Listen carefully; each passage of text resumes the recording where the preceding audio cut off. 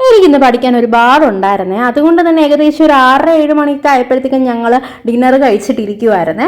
അതുകൊണ്ട് തന്നെ ഒരു 11 മണിയായപ്പോഴത്തേക്കും എനിക്ക് ഭയങ്കര വിശപ്പായിരുന്നു. അപ്പം ഈ ചായൻ ഒരു മാഗി ഉണ്ടാക്കി തരാമെന്ന് പറഞ്ഞ് കിച്ചണിൽ കയറിയത് മാത്രമേ എനിക്ക് അറിയാവുള്ളൂ. പക്ഷെ തിരിച്ചു വന്നപ്പോൾ മാഗി അല്ല ഗെയ്സ്, സാൻഡ്വിച്ചാണ് കേട്ടോ ചായൻ ഉണ്ടാക്കിയിരിക്കുന്നത്. സംഭവം സൂപ്പറായിരുന്നു കേട്ടോ. പക്ഷെ ആദ്യം ഞാൻ വിചാരിച്ചത് ഇച്ചാൻ ഉണ്ടാക്കി കൊളാക്കിയെന്നാണ് കേട്ടോ. സംഭവം എന്താണെന്ന് വെച്ചാൽ ഈ ചീസ് കൊണ്ട് സാൻഡ്വിച്ച് കഴിക്കാൻ വേണ്ടിയിട്ട് എനിക്ക് കൊതിമൂത്ത് ഞാൻ ഇന്ന് വൈകുന്നേരം വന്നപ്പോഴത്തേക്കും മാർജിൻ ഫ്രീയിൽ കയറി ചീസ് മേടിച്ചതായിരുന്നു. അത് ഇച്ചാൻ കൊളാക്കിയല്ലോ ദൈവമേ എന്നുള്ളൊരു തോട്ടാണ് എൻ്റെ മൈൻഡിൽ കൂടി ആദ്യം പോയത്. പക്ഷെ കഴിച്ചപ്പം സംഭവം ടേസ്റ്റ് ആയിരുന്നു കേട്ടോ. ഞാൻ പ്രതീക്ഷിച്ചതിനെയും കാട്ടി സൂപ്പറായിട്ട് കേട്ടോ സംഭവം ഉണ്ടാക്കിയിട്ടുള്ളത്. വെജിറ്റബിൾസും ഉൾച്ചയും ഒക്കെ വെച്ച് തന്നെയാണ് ഇച്ചാൻ ഈ സംഭവം സൂപ്പർ സാൻഡ്വിച്ച് ഉണ്ടാക്കിയത്. അതെങ്ങനെയാണ് ഉണ്ടാക്കിയത് നമുക്കൊന്ന് കണ്ടു നോക്കിയല്ലോ guys. Come on, let's check it. പുള്ളിക്കാലം ബ്രെഡൊക്കെ എടുത്ത് നല്ലതുപോലെ ചൂടാക്കിയിട്ടുണ്ട് കേട്ടോ.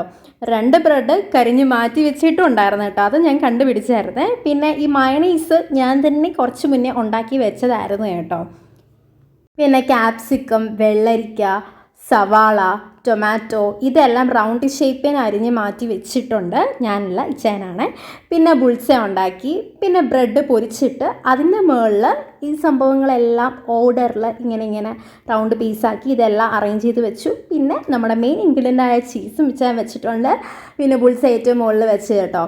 അതായിരുന്നു സംഭവത്തിൻ്റെ ടേസ്റ്റ് എന്ന് തോന്നുന്നു. ബുൾസയിൽ ഇച്ചിരി ഒന്ന് ഉപ്പ് കൂടിപ്പോയോ എന്ന് ഡൗട്ട്. എന്നാലും സംഭവം സൂപ്പറായിരുന്നു കേട്ടോ.